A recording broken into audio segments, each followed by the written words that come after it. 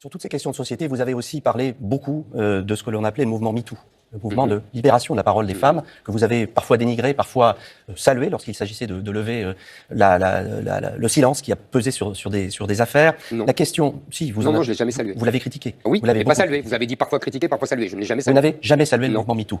Et pourtant, on l'a vu, l'équipe de complément d'enquête a travaillé sur vous, que des femmes, vous avez accusées de harcèlement et parfois même d'agression sexuelle. Mediapart a fait aussi des enquêtes. Cette femme avait parlé. Quelle réponse vous avez à ces accusations qui ont été formulées? Je n'ai pas à répondre. Pourquoi? Parce que c'est la vie privée, je ne parle pas de ma vie privée.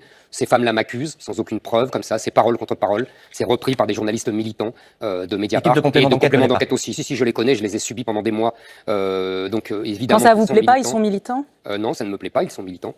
Ils sont militants contre moi et je n'ai pas à répondre à ces femmes. Vous savez, le mouvement MeToo, ce n'est pas un mouvement de libération de la parole, comme vous dites. C'est un mouvement d'éradication de l'homme.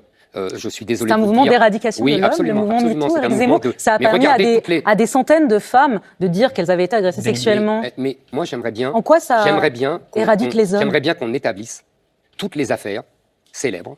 Il y a eu Patrick Poivre d'Arvor, il y a eu des acteurs, il y a eu des chanteurs, Patrick Bruel, etc. Toutes ont fini par des relax et des non-lieux.